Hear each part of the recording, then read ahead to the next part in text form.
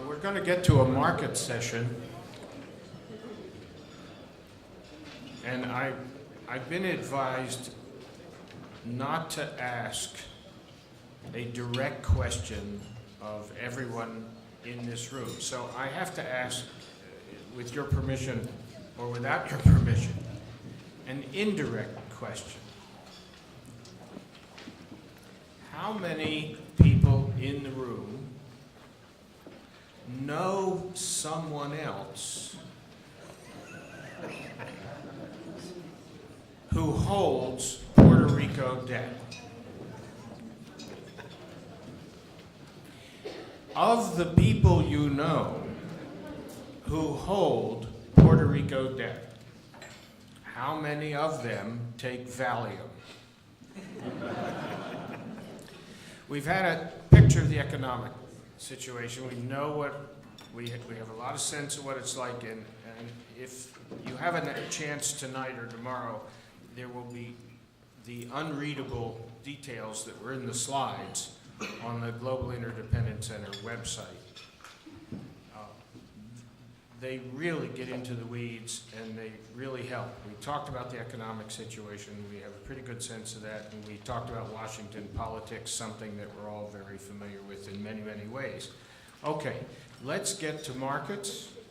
My colleague John Mousseau is going to talk about a market view, Joe Mysak about a mutual fund view. The director of this session and moderator is my successor at the Global Interdependence Center, program chair in his other life. He's a significant economist at McVeigh in Memphis.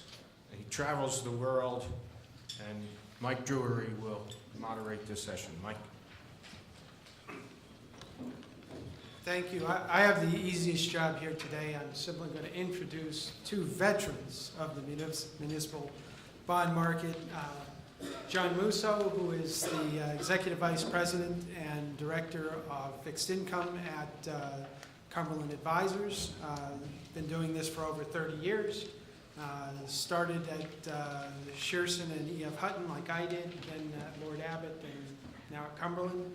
And Joe Mysak, who started in 1981, about when I did, with the Daily Bond Buyer, now at Bloomberg, where they like alliteration because he writes the Bloomberg Brief on Municipal Markets.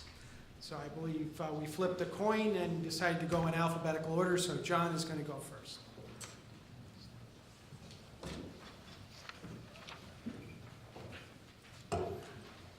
Thanks, Mike, and appreciate everybody coming out today. You know, it is a timely topic, and I'm going to, I think I have the easy part compared to all the great meat that we went through before this, but I'm going to really try to follow the bond market's reaction to Puerto Rico and what it's meant, since so many of us who deal with clients, this was a particularly timely topic, and certainly one that created a lot of heartache and hardship probably during the year, from not only a drop in market value, but also in the kind of times that were needed to either hold hands or explain to clients, or strictly to lay out what the possibilities were for Puerto Rico. Jill, do we have the loaded up here? Let's see. Here we go. For those of you who remember this cover of Barron's, and it was the week before Labor Day, and I'm not a Valium taker, but when I saw this, I wanted to be, because I knew that this would be the match that lit the flame that would start the kind of run that we saw on Puerto Rico paper. We all know, and we're going to look at a timeline in a second, we all know that Puerto Rico's problems were well known by the market participants, and had been well known for a number of years. And if you look back, I look back at some other conferences that I've attended, and one of the questions that came up during the conferences was the amount of Puerto Rico paper held by a number of the large fund families. And this is over a year ago, almost a year ago. And the question is, what would happen if there was a run on Puerto Rico paper to those fund families? Because a lot of those state funds held 15, 20, 25, sometimes more percent in Puerto Rico paper. As it turns out, we kind of found out. Joe's going to talk a little bit about the mutual fund side, but these are a little hard to see, but I wanted you to see some of the market reaction to different levels of Puerto Rico debt. And as you can see, if you go back, the stories on Puerto Rico were well known, all the way back to, over a year and a half ago, when you first saw Moody's place Cofina on a downgrade. And Puerto Rico spreads started to widen out as you got into the summer. And as you got into December of 2012, we can see that the yields on Puerto Rico debt went up quite a bit. They downgraded the university system and the power authority, and I believe the highway authority wasn't soon after. Interestingly enough, that rise in yields which we saw in December of 12 was clearly minor to what we saw later in the year.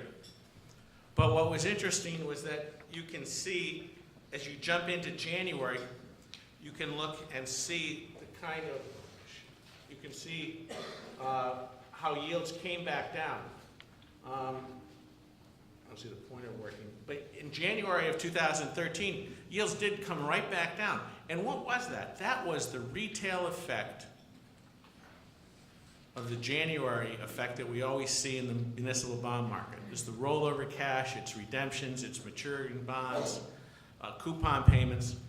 And it was the retail buying of what was then a very cheap municipal bond relative to the rest of the market. Remember, these were 5% yields in a market that in December of 12 and January of 13 was offering basically 3.5 or lower for a long insured municipal bond. So from a value standpoint, it really stood out. And retail investors clearly flocked to it very fast. As you get into the summer, it started to widen out with the rest of the bond market. As we got into June and July, we all know what happened.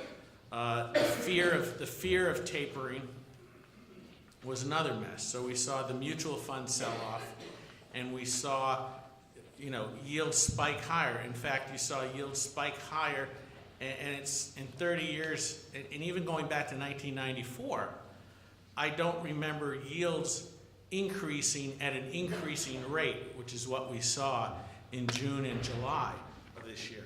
So that actually sent Puerto Rico paper in higher yields just following along, but the story wasn't getting better, but the actual numbers, and as our panel before us showed, the actual numbers in Puerto Rico were starting to look a little better, especially if you start looking at some of the deficit reduction.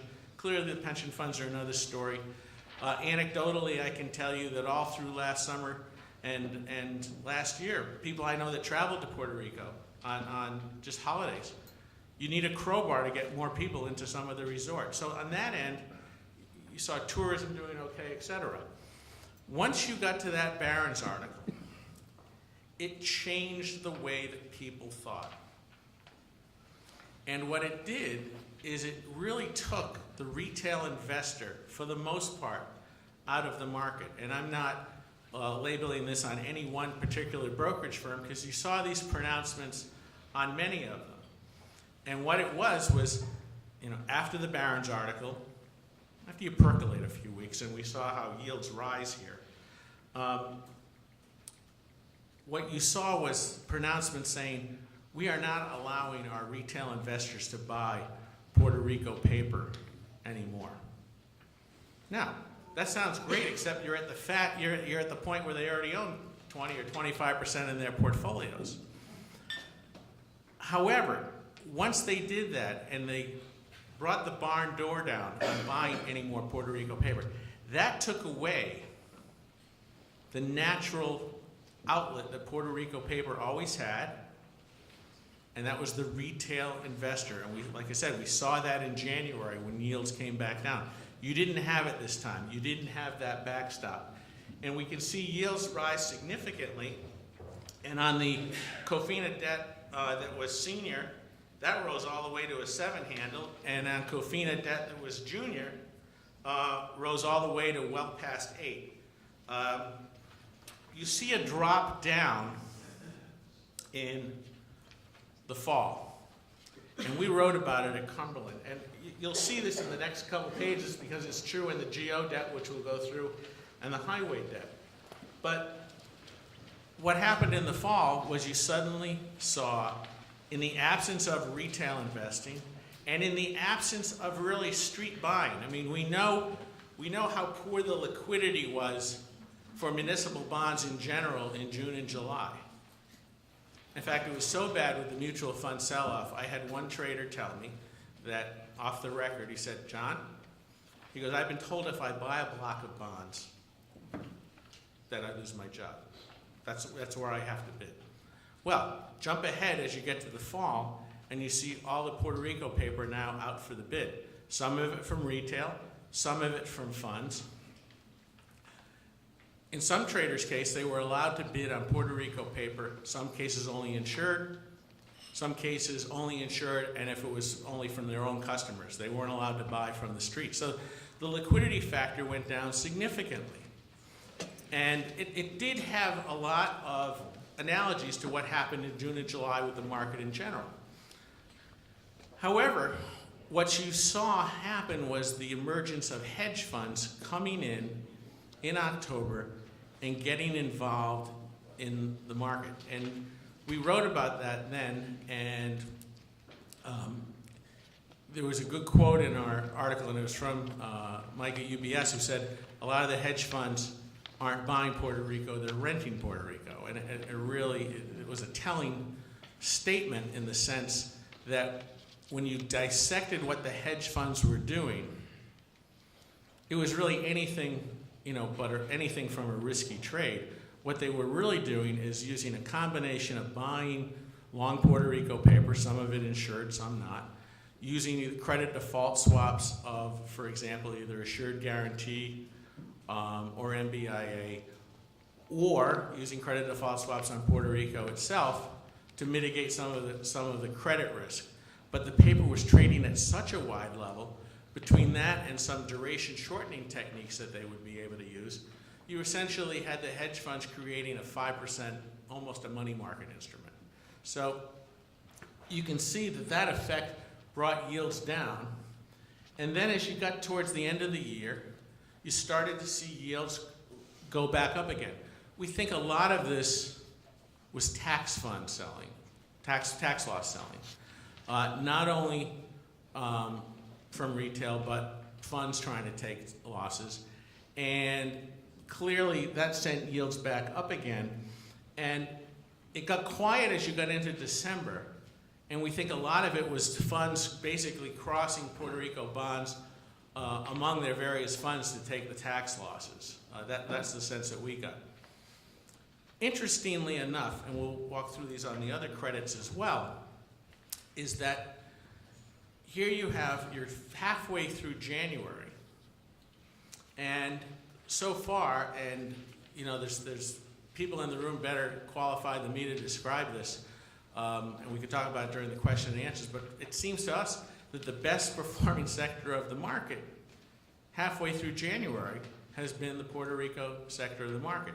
So these slides were made at year end, but just to give you some ideas, on the Puerto Rico Cofina debt, the 5s at 46, which you can tell we're up at an 8.5 range towards year end, are all the way down. The seniors are down to a 670 yield, 675 yield, and the sub bonds are down to a 745 yield. So those represent drops of 75 to 100 basis points in yield in a fairly short amount of time. We think part of it is the fact that some of the news is on the back burner. We think part of it is the fact that some of the news is a little more positive. And in addition, the municipal market in general has done better since the fall, and particularly done better since the beginning of December. So the fact is that the Puerto Rico situation is probably looking at more of a value proposition now than it was then. But the other part that we've noticed in following trades, and I've talked to a couple of you during the breaks and beforehand, is that the difference between a retail investor putting out 50 Puerto Rico bonds, be they GOs or highways or sales tax bonds, and putting out a block of 4 to 5 million bonds, we've seen the trade differences on the same name be as dramatic as 9 points. So that tells you that the large blocks of Puerto Rico paper are now getting very good bids. And it's interesting because once the hedge funds got involved, and I don't know to the extent their involvement right now, I don't think it's quite as heavy as it was in October when yields really spiked. But I had one fund manager tell me he hated the yields on Puerto Rico paper. He hated the prices that it was at because he looked at his portfolios every day. And he said, but you know what? He goes, right now it's the most liquid bond in my portfolio because of what was going on with the hedge funds. So the bid-ask spread was less on Puerto Rico paper than it was on almost any other instruments in the municipal bond land once you got to those more distressed levels. Let's take a look at just a couple of other situations. We have the Puerto Rico GO debt, and what we took here was the assured guarantee 5 3/4 of 37, and the uninsured 5s of 41. These again show the same similar patterns, and they spiked up in yield.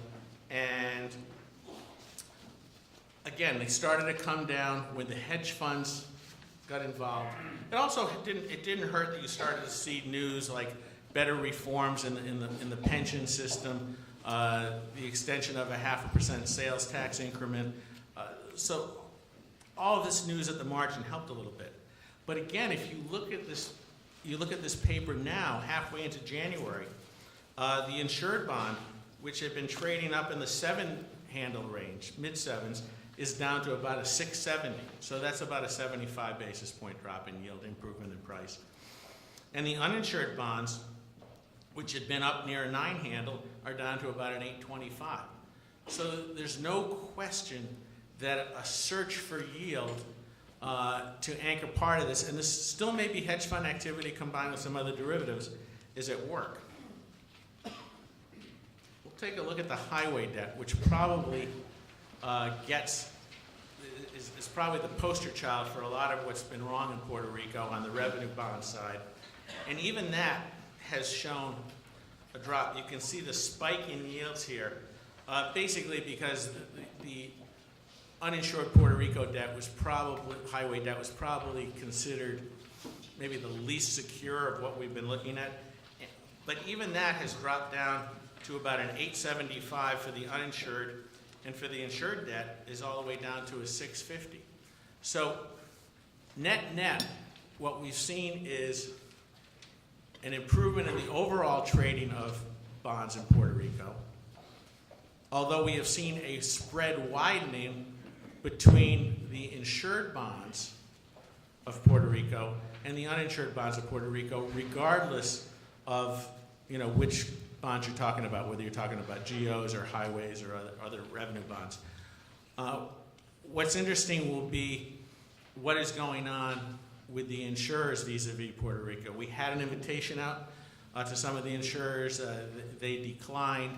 Part of it is in their quiet season before earnings. We understand that. But what's interesting is that, and if you look back and look at some of the settlements that were made in California with the insurers, if you're an uninsured bondholder, you are benefiting from the fact that the insurers are negotiating, not necessarily on your behalf, but for certainly concessions and other things that will benefit all bondholders, not just the insured bondholders. So the jury is still out on where this settles. I'm not speaking for the firm here. I'm speaking only for myself. I'm one of the few people probably in this room that thinks you will see some kind of federal crafting of some help for Puerto Rico here. And part of that is I see it would be very bad in my eyes to see a U.S. territory, which is subservient to the U.S. government, actually, where they couldn't declare bankruptcy, but to actually default. I would find it hard if I was a foreign holder of U.S. treasuries, like the Chinese or other people, and saying, boy, if you're going to let a U.S. territory default, what's next? Is the FHA next? How about the Federal Farm Credit Bureau? How about Fannie and Freddie? So you can take that argument in a lot of ways, which tells me that I think talks are still going on. Just one last chart. If you looked at here, this was the bond market in general. We all know how ugly that was. But more importantly is the fund flows. And the beginning of the year, where we saw in June and July the massive drop, and you can see the fund flow outflows, that was unrelated to Puerto Rico. But when you got the double dip in fund flows towards the fall, we think that was related a lot to Puerto Rico. And if they hadn't sold in June and July, Puerto Rico gave them an excuse in the fall to sell again. And we think a lot of that was related. What we don't have the numbers is how much of the total fund flows was Puerto Rico. I'd like to get that. Maybe someone like John Dillon has that number. I don't know.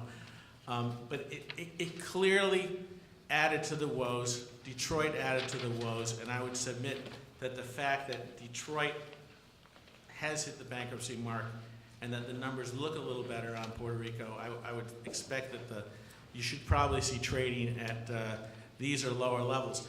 When they come to market with some financing later this year, the question will be how cheap will it be, and will it be enough? And we were talking during the break of how much will they have to leave on the table for the investors? You know, do they have to come at 10%? Do they have to come at 9%? My guess is that the number probably comes at a lower level yield-wise than people are expecting. I'll stop there and turn it over to Joe.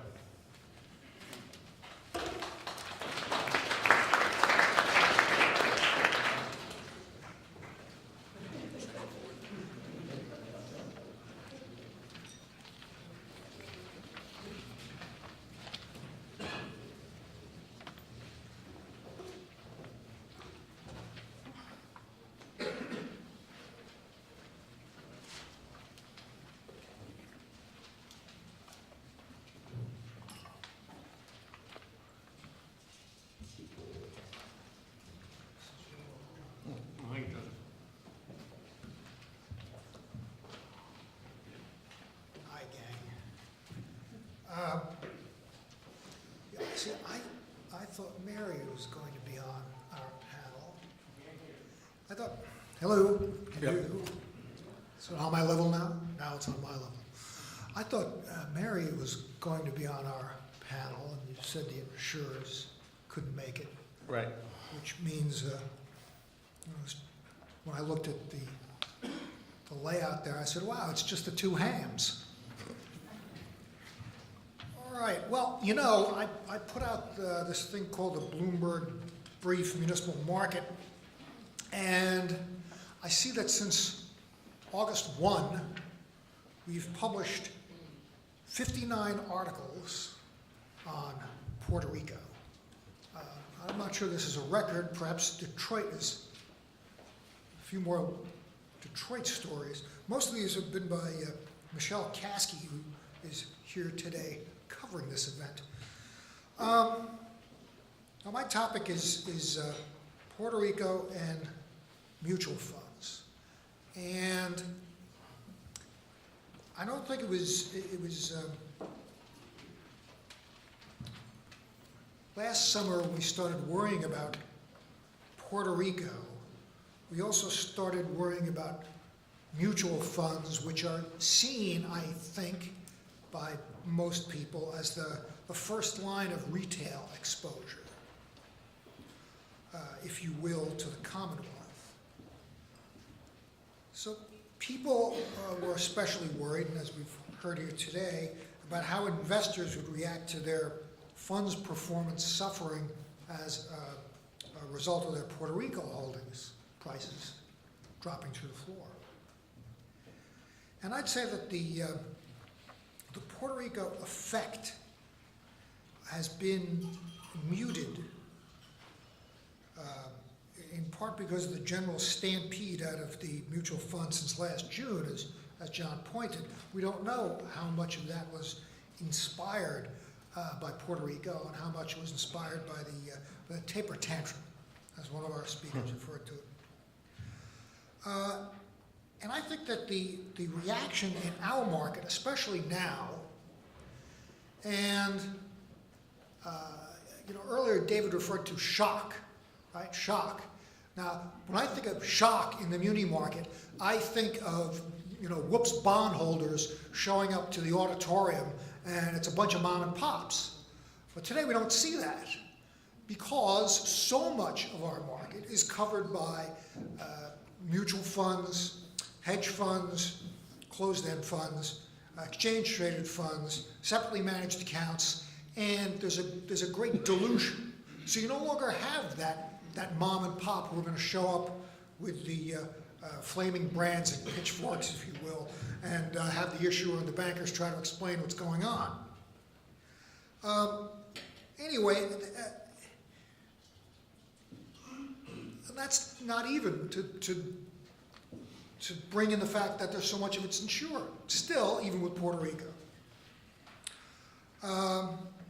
So I think that you have the rise of the professional money manager. So many of you are here today has contributed to this diluting effect. So you're not going to see much shock, which may have a good or bad impact. I don't know. Now, what do we know about Puerto Rico and mutual funds? As has been written time and again, about 70% of the mutual funds on Puerto Rico debt because of its unique triple tax exemption. Now, what this means in practice for all of you is that of the about 500 plus, I think it's 565 open-end funds that Morningstar tracks, 395 have some exposure to Puerto Rico, both in their national and, as has been reported everywhere, even in their single state funds.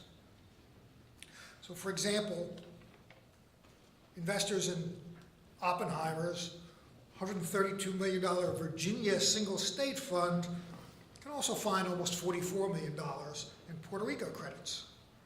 Franklin's National Double Tax-Free Income Fund can find that of the $461 million in that fund, almost $280 million are in Puerto Rico names.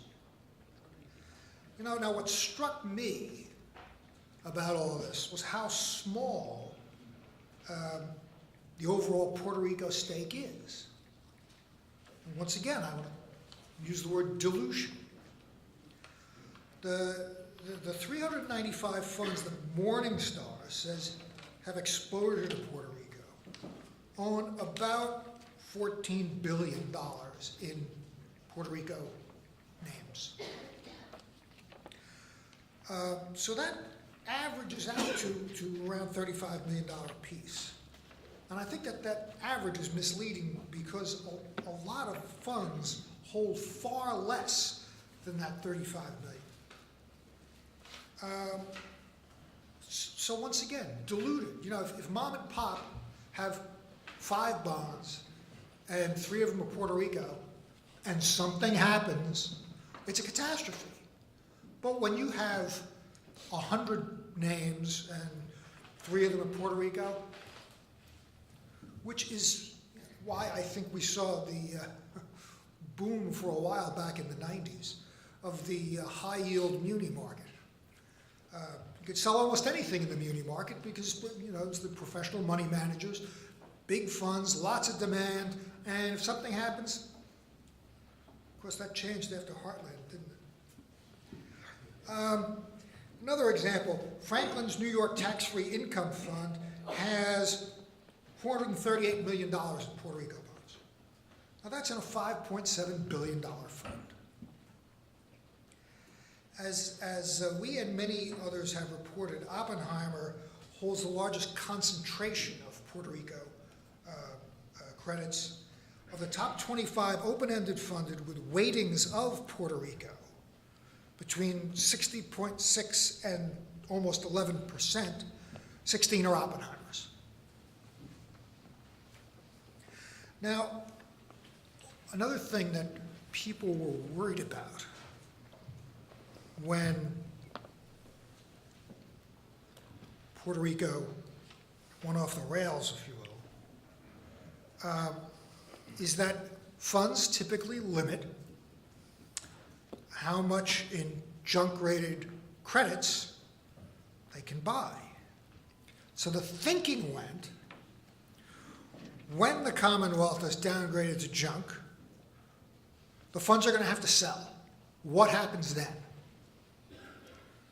Well, I thought, gee, that makes some logical sense if you think about it. Okay, you can't buy more with, this amount. And of course, I'm using the word buy, but this quickly morphed into, well, if you can't hold, more than X percent of junk, well, you're going to have to get rid of it. So there's going to be this big rush to market, funds dumping everything. And so if people going through prospectuses, trying to figure out desperately what's happening here. So I called up Morningstar and asked them about it. I said, is this going to happen? Is this true? And they told me, quote, most fund prospectuses identify the amount that a fund is able to purchase in junk, but do not limit the amount of funds are able to hold if issues in the portfolio are downgraded. Which I think if I leave you with anything else today, it's that little factoid there. The limit is on the purchase, not in the holdings. And I would say in almost all cases, because this being muni land, everything is particular and specific to a frightening degree.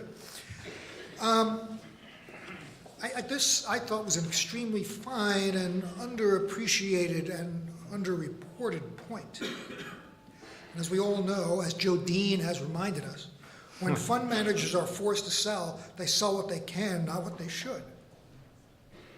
Now, that's just the open-end funds I talked about, 395 there.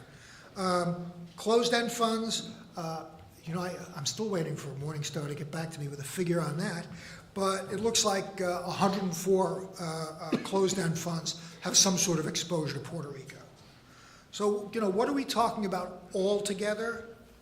Well, maybe it's $50 billion are held by funds. So of that $70 billion figure in debt we always throw around, there's a good chunk of that is being managed by funds. Even more of it's being managed by, separately managed accounts, et cetera, et cetera. So, whenever you talk about a shock to the market, I just, it's very, shocks to the market these days are few and far between.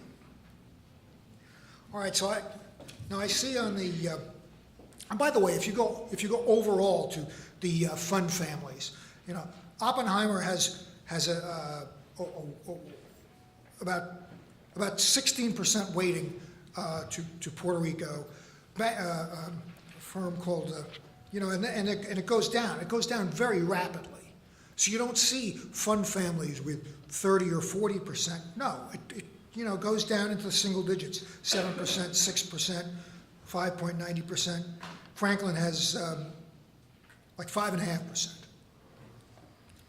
All right, so this program today, it promised some answers too. So I guess so far we haven't really gotten a lot of answers, but people say, what do you think's going to happen? Well, I kind of looking back at the municipal market, what everyone expects to happen isn't usually what happens. Now, nobody expected Orange County to file for Chapter 9. Okay, that was a big surprise. And a big, and nobody expected Jefferson County for that matter. The county was stumbling along to some sort of agreement. So we didn't really expect that either, let alone Detroit. That was a surprise as well. Everyone, I'm sure in this room, thought that the state was going to be a little more proactive, shall we say, in shepherding Detroit along. So, the things you expect to happen very rarely happen in this market. So everyone's expecting Puerto Rico to restructure their debt or default on their debt. And,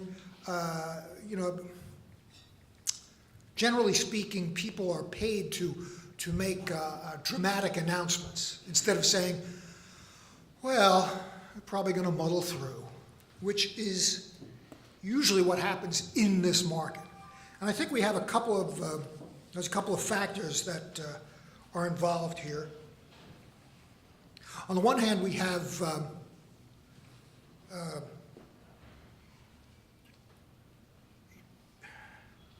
Wall Street's role in all of this is very curious. And I think Wall Street has a definite, there's an impetus there to keep the lid on this. I mean, I still haven't read the, journalists call it a TikTok piece of why the Commonwealth's debt load doubled in, like the last decade or so. So we haven't seen that piece yet. And I'm sure that most bankers don't want you to read that piece. So I think, there's an impetus there to keep a lid on, and as far as one can, to lend money at a sort of reasonable rate. And I also think the island's politicians themselves, as John and the previous panel pointed out, have taken some reforms. It's not in their interest to drive the car off the cliff. So I think that with these two things, and I especially liked your reference to D.C. and why would Washington have an interest in Puerto Rico imploding? It's kind of beyond you. You don't believe it. So, that's my answer there for that. And I see that after this panel, we have the rating agencies. Well, that's mighty interesting. Somehow I didn't realize that Puerto Rico was using all those debt sales for, to cover operating deficits. I suppose I should have read those reports more closely, but I thought I did. So I don't know, just speaking as somebody who's covered the market for decades, I'd like to say that I wish the rating agencies had a rating called "Stop It Right Now." Could have used that in Jefferson County with the swaps, huh? Okay, well, thanks very much. And if you have any questions, I'm sure we'll be glad to answer them.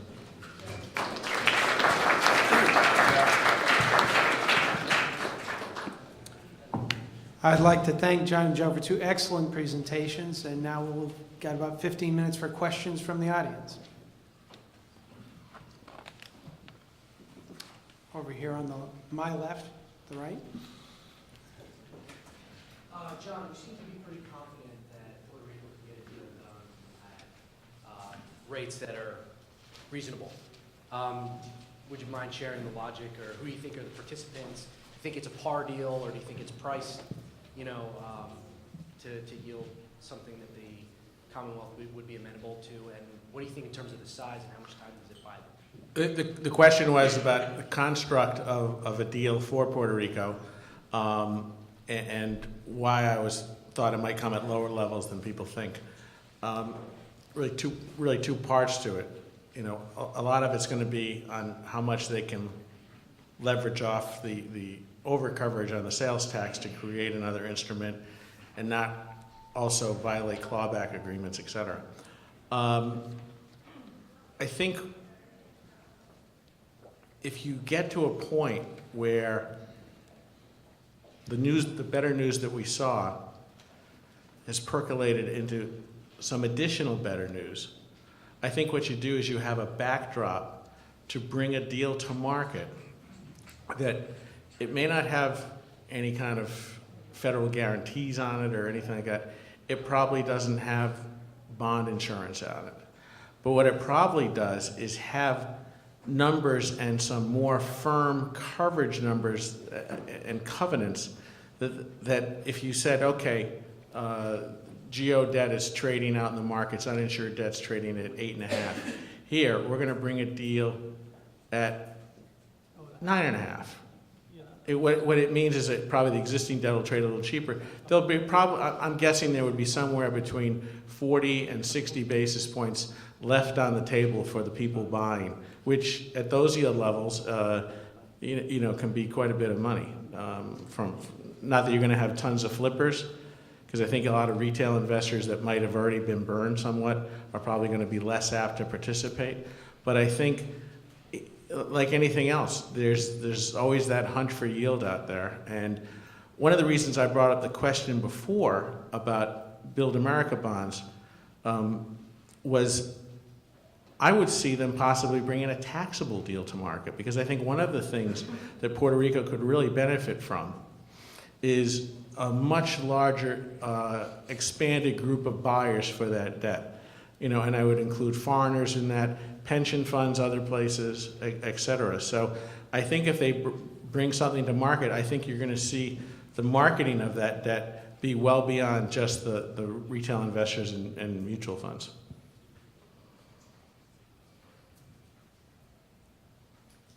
Any other questions?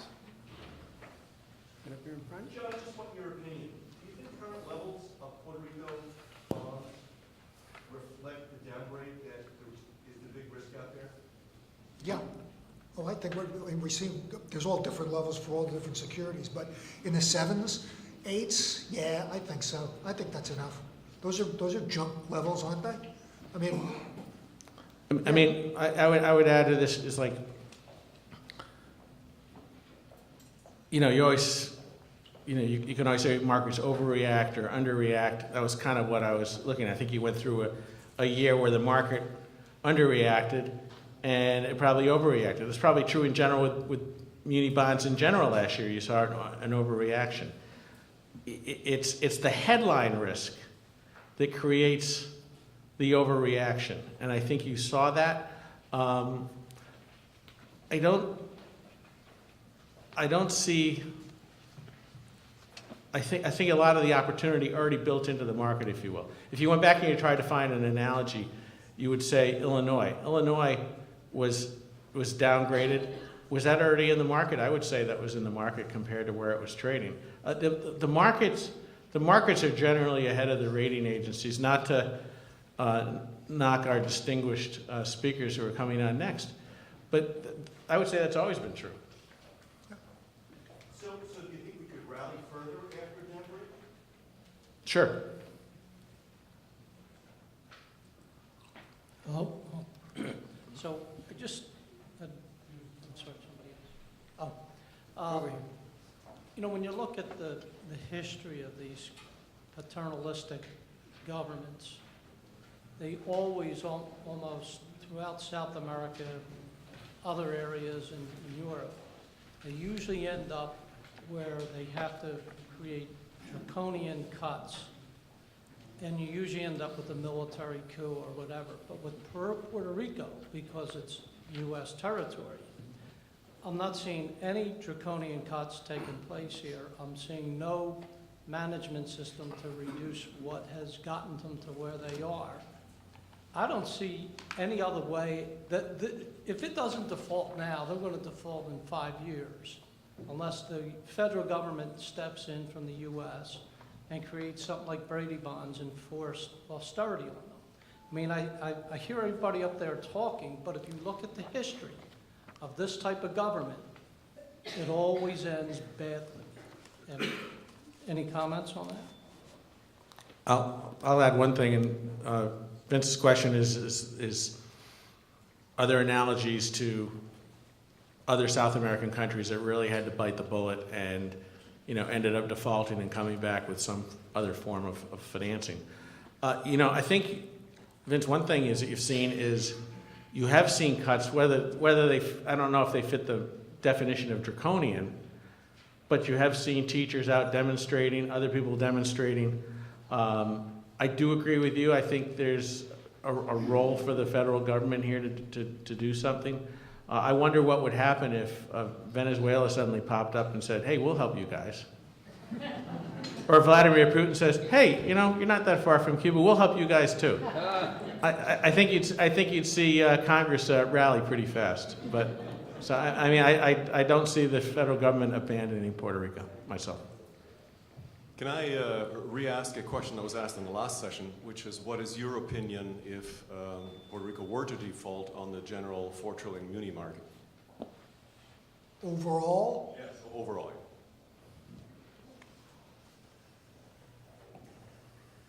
oh,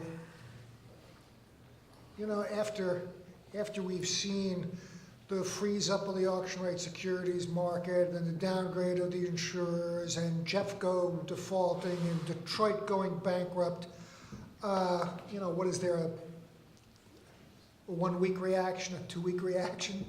It's just, that I go back again to the example of Whoops and the big auditorium full of mom and pop investors. You're not going to get that now. What you're going to get is a bunch of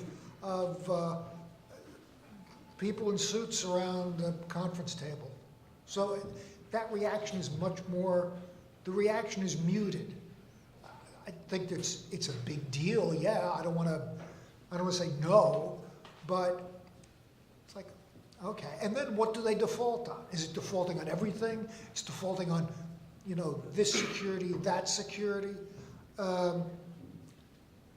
And I mean, just right now, I'm not baking that into my equation, but I just think it's the reaction in the market overall. It's not going to be that great. I basically agree with Joe, and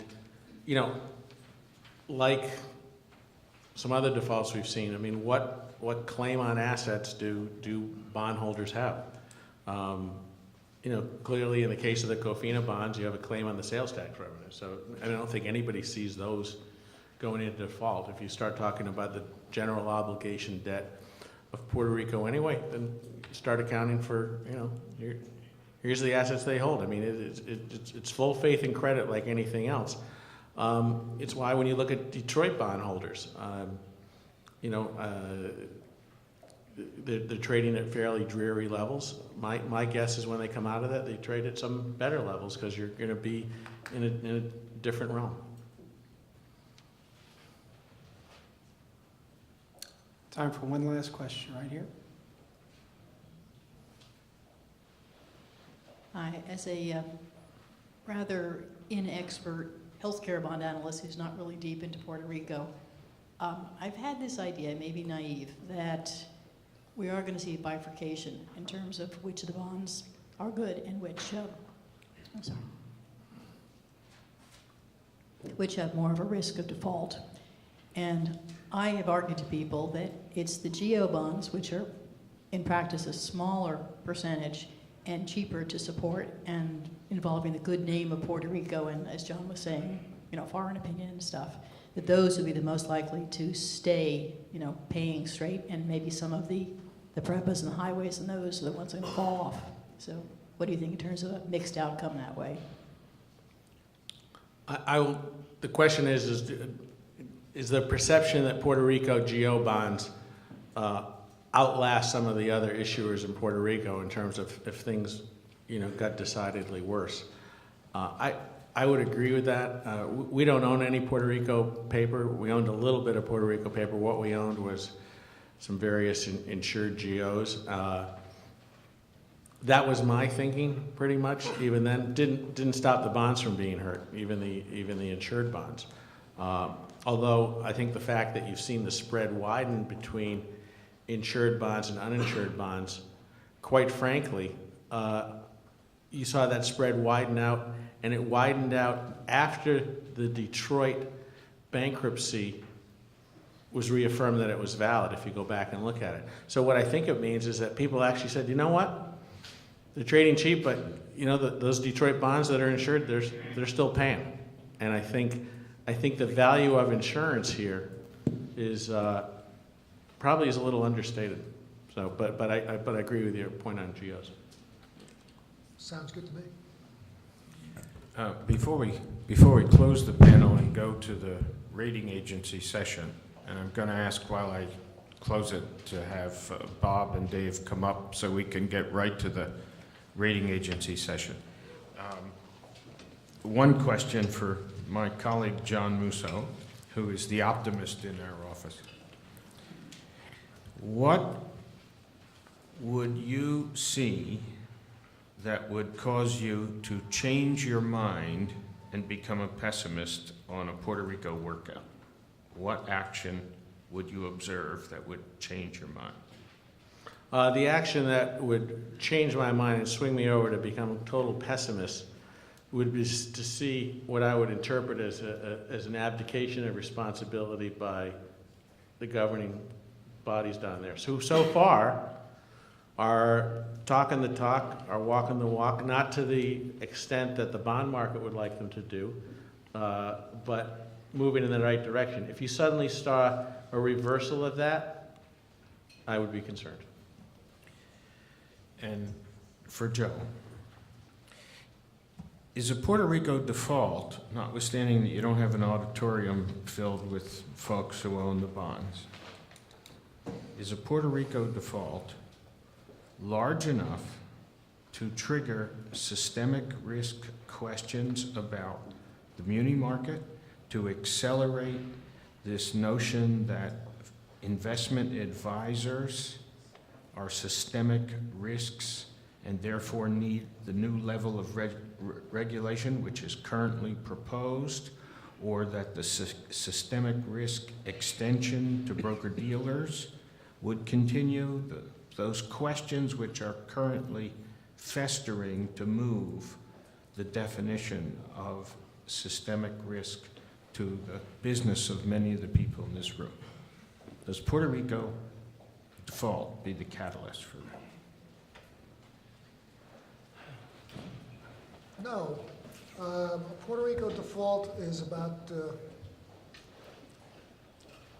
I'll say 50 basis points, but I really want to say 25 basis points after so many of the problems and disasters this market has gone through. Not a good thing. Puts the ball in Wall Street's court. Then we're going to start talking about, hey, how did this happen? How was this allowed to happen? And, that's opens a very interesting dialogue. And I'll just add one thing to that, because, David, what you're just describing would be something on a more smaller scale of what we saw post-Lehman, where all municipal bonds, good or bad, traded at extremely cheap levels to the Treasury market and really anything else. So if that happened, and suddenly you can buy Virginia Geos 50 basis points cheaper when nothing else economically has changed, I think the optimist here looks at it as an opportunity. Okay. Shall we thank this panel? Thank you.